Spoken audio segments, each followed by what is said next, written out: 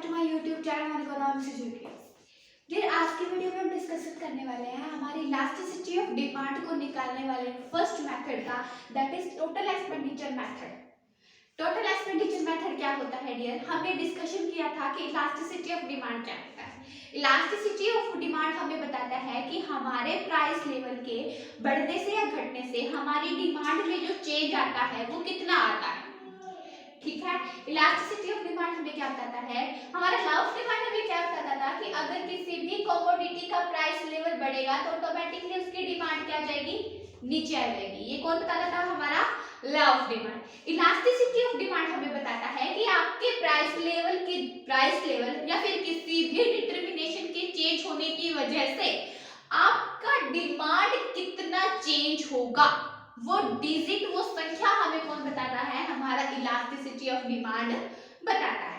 Okay, इसके कितने types होते हैं डियर? 5 टाइप्स होते हैं। कौन कौन से होते हैं? Elasticity of demand is equals to 1, elasticity of demand is greater than 1, elasticity of demand is less than 1, elasticity of demand is equals to 0 and elasticity of demand is equals to infinity.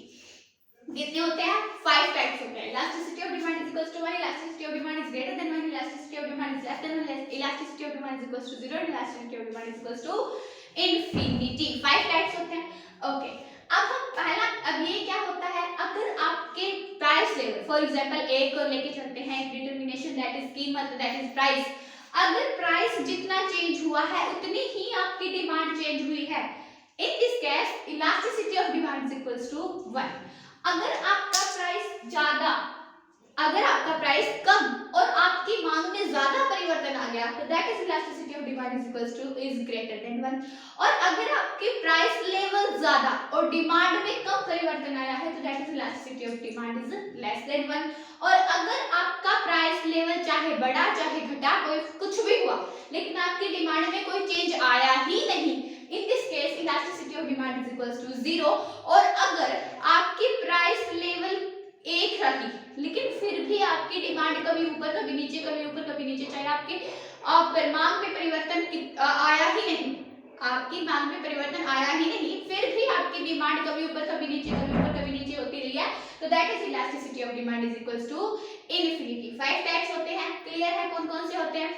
Okay, अब हम discussion करने वाले हैं total expenditure method. Total expenditure method क्या होता है dear? Total expenditure का मतलब क्या होता है? इसका मतलब होता है कुल व्यय। क्या होता है? कुल व्यय। देखिए, इस मेथड से हम पता लगाएंगे कि आपकी elasticity of demand is greater than 1 है या फिर आपकी elasticity of demand is less than 1 है या फिर elasticity of demand is equals to 1 है। कैसे पता लगाएंगे? वो टोटल एक्सपेंडिचर से पता लगाएंगे। फॉर एग्जांपल, आपके किसी भी कमोडिटी के बनाने की वजह से, आपके किसी भी कमोडिटी के बनाने के लिए अगर आपका खर्चा, अगर कुल व्यय मतलब खर्चा, अगर वो आपकी मांग पे कुल व्यय ज्यादा है, कुल व्यय ज्यादा है और आपकी डिमांड कम है, कुल व्यय ज्यादा है और आपकी डिमांड कम है, तो that is elasticity of demand is less then. और अगर आपका कुल व्यय कम है और आपकी डिमांड ज्यादा है तो that is elasticity of demand is less then. और अगर कुल व्यय और आपकी डिमांड में चेंज दोनों बराबर हैं तो that is elasticity of demand is equals to 1। बात समझ में? यानी कि कुल व्यय में जितना परिवर्तन आया है अगर आपका उतना ही डिमांड में परिवर्तन आया है तो that is equals to 1। Elasticity of demand is equals to 1। और अगर आपकी कुल व्यय में ज्यादा और मांग में कम परिवर्तन आया है तो that is elasticity of demand is less than 1। और अगर आपकी कुल व्यय में ज्यादा और कम और डिमांड में ज्यादा परिवर्तन आया है तो that is elasticity of demand is greater than 1। समझ में बात? ओके, कैसे पता लगाएंगे डियर? देखिए, किस केस में elasticity of demand 1 is equals to greater than 1 किस केस में होगा? Elasticity of demand is equals to 1 किस केस में होगा? और elasticity of demand is less than 1 किस केस में होगा? देखिए, प्राइस है फॉर एग्जांपल यहाँ पे, ठीक है, और यहाँ पे क्या है? Total expenditure. देखिए, अगर आपके कीमत बढ़ जाए और कुल व्यय कम हो जाए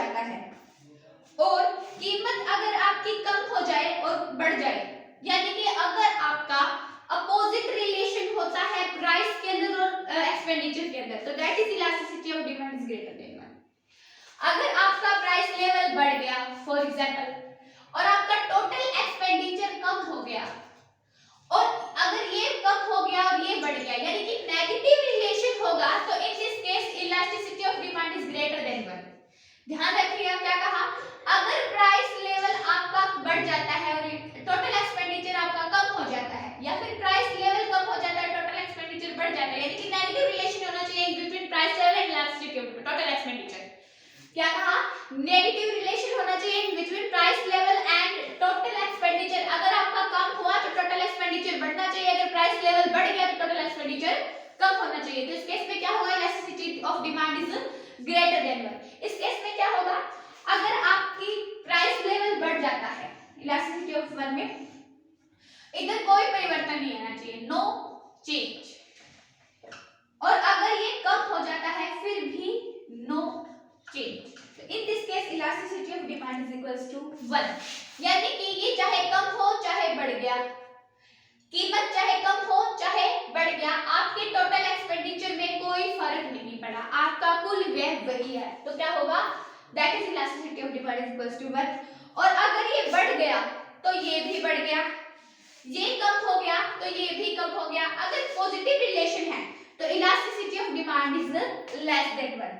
बस समझ में, देखिए प्राइस लेवल और टोटल एक्सपेंडिचर के बीच में आप रिलेशन बिठा के आप पता लगाओगे कि ये टोटल एक्सपेंडिचर मेथड से कि टोटल एक्सपेंडिचर और प्राइस लेवल में जो रिलेशन है वही आपको बताएगा कि आपकी elasticity of demand is greater than 1 है, या फिर elasticity of demand is equals to 1 है, या फिर elasticity of demand is less than 1 है। बात समझ में, कैसे, अगर इन प्राइस लेवल और टोटल एक्सपेंडिचर के बीच में नेगेटिव रिलेशन है, अगर प्राइस लेवल और टोटल एक्सपेंडिचर के बीच में नेगेटिव रिलेशन है तो elasticity of demand is less then greater than 1। और अगर इनके बीच में कोई है ही नहीं, यानी कि आपके प्राइस लेवल चाहे बढ़े चाहे घटे, आपके टोटल एक्सपेंडिचर पे कोई फर्क पड़ता ही नहीं, उस केस में elasticity of demand is equals to 1।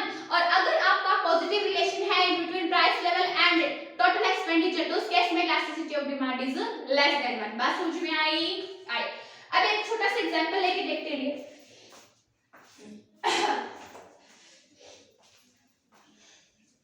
देखिए आपका बुक वाला लेके बाहर से कुछ नहीं लेते हम,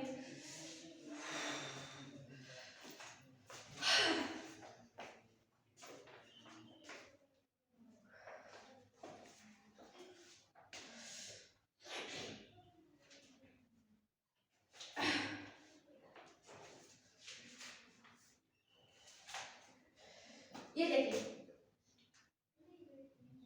ये है, दैट इज बी है, दैट इज सी है, दैट इज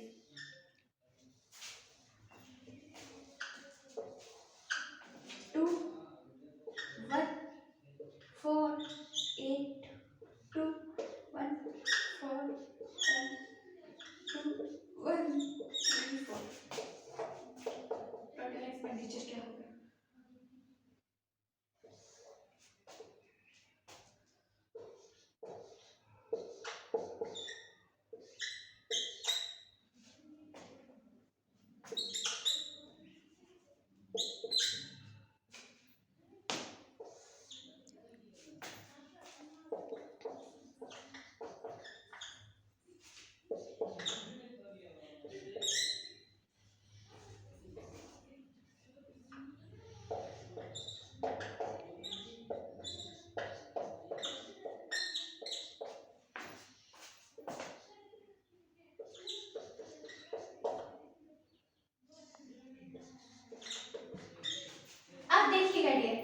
इस टेबल को समझने की कोशिश कीजिएगा। ये हमें क्या बताता है, कंडीशन ए है, कंडीशन बी है, कंडीशन सी है। इस कंडीशन में आपका प्राइस लेवल क्या हुआ है, कम हुआ है, और आपकी जो ये डिमांड है वो क्या हुई है, बड़ी है। क्या हुई है, बड़ी है। टोटल एक्सपेंडिचर क्या रहा, इक्वल। आपके मांग में आपकी कीमत क्या हुई, क्या हुई, कम हुई, लेकिन आपका टोटल एक्सपेंडिचर क्या हुआ, कोई फैक्ट नहीं है। ठीक है, कोई फैक्ट नहीं है तो मतलब total expenditure is equals to elasticity of demand is equals to 1। Price level क्या हुआ, कम हुआ, आपकी डिमांड क्या हो गई, बढ़ गई, कम हुआ, बढ़ गई, लेकिन आपकी टोटल एक्सपेंडिचर क्या हो गया, बढ़ गया। ये तो प्राइस लेवल क्या हुआ, कम, और ये क्या हुआ, टोटल एक्सपेंडिचर क्या हुआ, बढ़ गया। यानी कि आपकी प्राइस गिरी, ये बढ़ गया, क्या है, negative relation. It means elasticity of demand is greater than 1। इधर क्या हुआ, प्राइस लेवल गिरा लेकिन टोटल एक्सपेंडिचर भी गिरा, it means positive relation. Positive relation means elasticity of demand is less than 1। बात समझ में आई? यहाँ पे आपका प्राइस लेवल शो कर रहा है 2 से 1, 2 से 1, 2 कब हो रहा है, लेकिन टोटल एक्सपेंडिचर पर इधर कोई इफेक्ट नहीं आया, it means elasticity of demand is equals to 1। इधर क्या हुआ, नेगेटिव रिलेशन है, it means elasticity of demand is greater than 1। ठीक है, इधर क्या हुआ, पॉजिटिव रिलेशन है, it means elasticity of demand is less than 1। बात समझ में आई? ओके, अब एक एग्जांपल लेके देखते हैं। एग्जांपल ले लो, कहानी खत्म।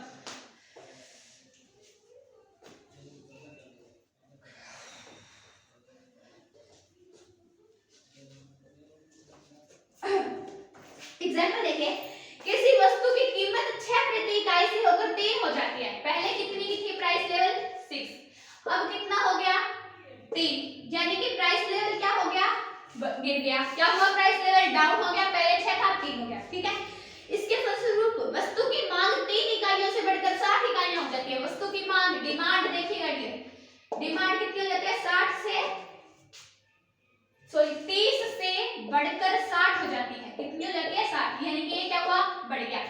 प्राइस गिरा, डिमांड क्या हो गई, बढ़ गई। बात सीधी सी थी, ये तो हमने उसी में पढ़ दिया था।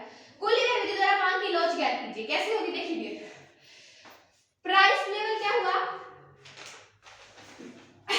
कीमत क्या हुई, गिर गई, मांग क्या थी, बढ़ गई। कुल व्यय, टोटल एक्सपेंडिचर जब हम निकालेंगे तो इसको मल्टीप्लाई कर देंगे, कितना हो गया, 180, ये इसको मल्टीप्लाई किया, दैट इज 180। यानी कि आपके टोटल एक्सपेंडिचर पे कोई फर्क नहीं पड़ा। आपके डिमांड का टोटल एक्सपेंडिचर के, आपके प्राइस लेवल के घटने या बढ़ने से आपके टोटल एक्सपेंडिचर पे कोई इफेक्ट नहीं हुआ। तो इट मींस देखिए, टोटल एक्सपेंडिचर जब भी निकालेंगे तो डिमांड को और आपके प्राइस लेवल को आपस में मल्टीप्लाई कर दो, निकल जाएगा। इन दोनों को मल्टीप्लाई किया, ये भी 180, इन दोनों को मल्टीप्लाई किया, दैट इज ये भी 180।